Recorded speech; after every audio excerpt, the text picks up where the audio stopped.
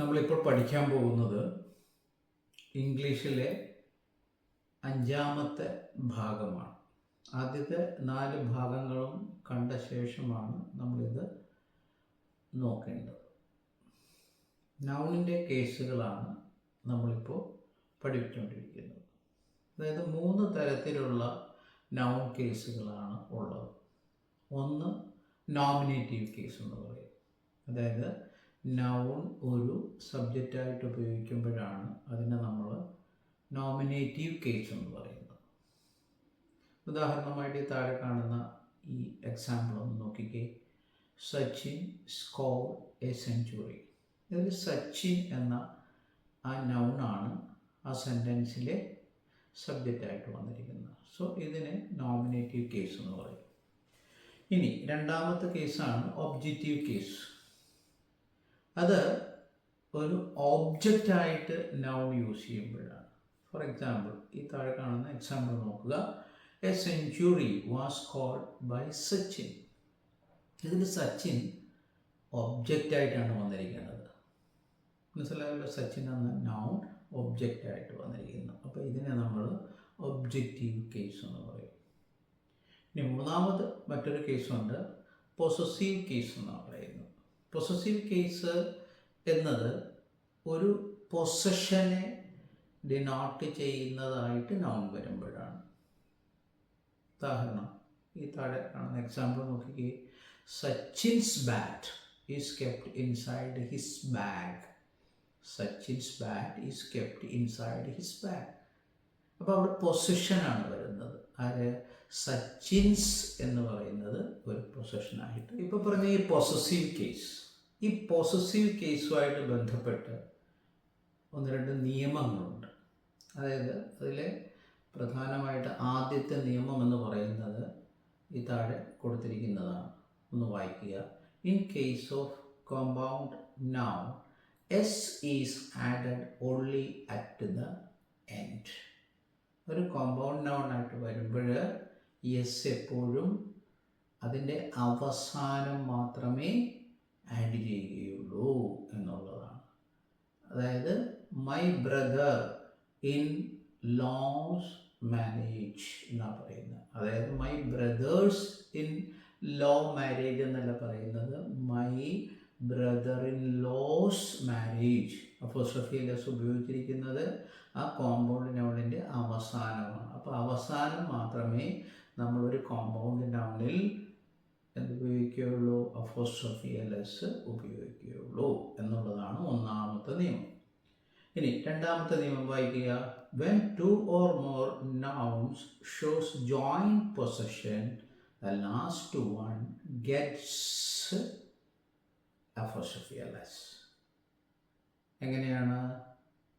Example, Dharmendra is Sunny and Bobby's father എന്നാണ്.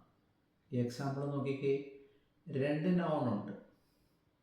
Dharmendra is Sunny and Bobby's father. Dharmendra സണ്ണിയുടെയും ബോബിയുടെയും അച്ഛനാണ്. പക്ഷെ നമ്മൾ അപ്പോസ്ട്രോഫി ലെസ് പറയുന്നത് ബോബീസ് ഫാദറിൻ്റെ അടുത്താണ് അപ്പോസ്ട്രോഫി പറഞ്ഞത്. Dharmendra is Sunny's father and Bobby's father. 2 പേരുടേതാണെങ്കിലും നമ്മൾ ഒരിടത്ത് മാത്രമേ അപ്പോസ്ട്രോഫി ലെസ് ഉപയോഗിച്ചിട്ടുള്ളൂ. അതായത് ആ പൊസിഷൻ 2 പേരുടെയും അച്ഛനാണെങ്കിൽ പോലും ആ രണ്ടാമത്തെ ലാസ്റ്റ് നൗണിൻ്റെ കൂടെയാണ് നമ്മൾ അപ്പോസ്ട്രോഫി ലെസ് ഉപയോഗിച്ചിരിക്കുന്നത്. അതങ്ങനെ ഉപയോഗിക്കാവൂ എന്നുള്ളതാണ് റൂൾ നമ്പർ 2. ഇനി മൂന്നാമത്തെ നിയമം പറയുന്നത് എന്താണെന്ന് നോക്കിക്കേ. His, hers, theirs, its are possessive and not using possessive sign. His എന്ന് പറഞ്ഞാലും ഹേഴ്സ് എന്ന് പറഞ്ഞാലും ദയേഴ്സ് എന്ന് പറഞ്ഞാലും ഇറ്റ്സ് എന്ന് പറഞ്ഞാലും ഒക്കെ ആക്ച്വലി അത് പൊസസീവ് ആണെങ്കിലും നമ്മൾ അപ്പോസ്ട്രോഫി ലെസ് ഉപയോഗിക്കാറില്ല. നോർമലായിട്ട് എഴുതുകയുള്ളൂ. എക്സാമ്പിൾ നോക്കൂ. Hers effort is considerable. Hers effort, her എന്ന് എഴുതിയിട്ട് അപ്പോസ്ട്രോഫി ലെസ് എഴുതി വെച്ചിരിക്കുകയാണ്. ആ അപ്പോസ്ട്രോഫി ലെസ് അവിടെ എഴുതേണ്ട, എസ് എഴുതാം, പക്ഷേ അപ്പോസ്ട്രോഫിയിലായിട്ട് എസ് എഴുതരുത്. അവിടെ എങ്ങനെ എഴുതണം? Hers effort is considerable. നോക്കിക്കേ, ഇപ്പോഴാണത് ശരിയായി മാറിയത്. അപ്പോൾ ഈ 3 നിയമങ്ങൾ ശ്രദ്ധിക്കുക. 4ാമത്തെ നിയമത്തിലേക്ക് വരുമ്പോൾ else use with indefinite pronouns എന്നാണ് പറയുന്നത്. എൽസ് നോക്ക്, else use with indefinite pronouns. Somebody's else house എന്ന് ഈ താഴെ എഴുതിയിരിക്കുന്ന പോലെ എഴുതിയാൽ ഇത് തെറ്റായിരിക്കും. എങ്ങനെ എഴുതണം? സംബഡി എൽസസ് ഹൗസ് എന്ന് എഴുതുമ്പോഴാണ് അത് ശരിയായിട്ട് മാറുന്നത്. സംബഡീസ് എൽസ് ഹൗസ് എന്ന റോങ് ആണ്. സംബഡി എൽസസ് ഹൗസ് എന്നാണ് നമ്മൾ പറയുന്നത്.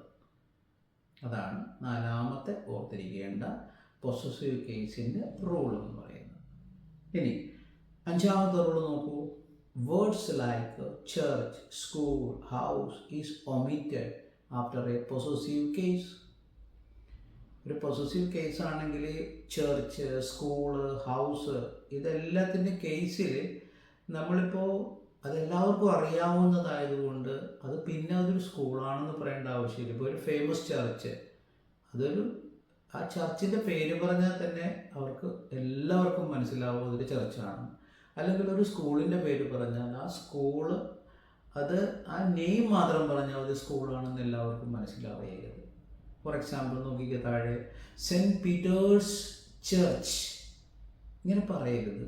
ഓൺലി നമ്മൾ പറഞ്ഞാൽ മതി സെൻറ്റ് പീറ്റേഴ്സ് എന്ന് പറഞ്ഞാൽ തന്നെ അത് ചർച്ചായി. കാരണം സെൻറ്റ് പീറ്റേഴ്സ് എന്ന് പറയുന്നത് ഒരു ഫേമസ് ചർച്ചാണ്.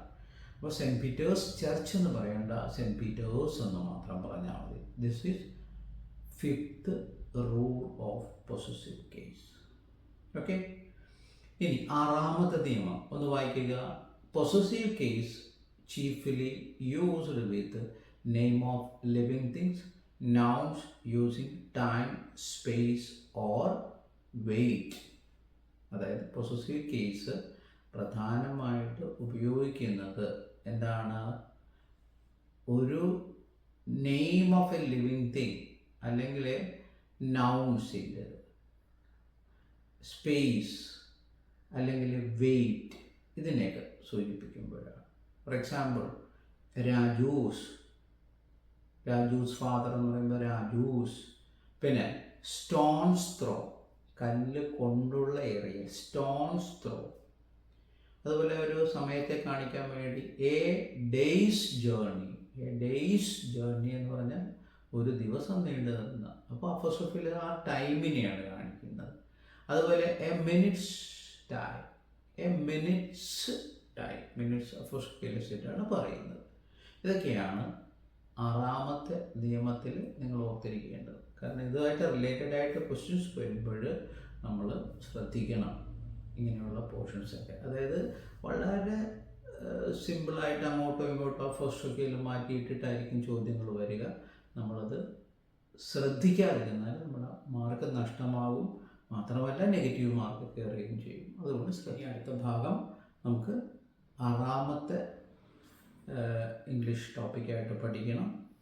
അത് കൂടെ കഴിഞ്ഞാൽ നമുക്ക് ക്വസ്റ്റ്യൻ ആൻസേഴ്സിൻ്റെ സെക്ഷനിലേക്ക് ഇതിൻ്റെ അകത്ത് വരാം. അപ്പോൾ 6ാമത്തെ ഭാഗത്ത് ഇനി കാണാം.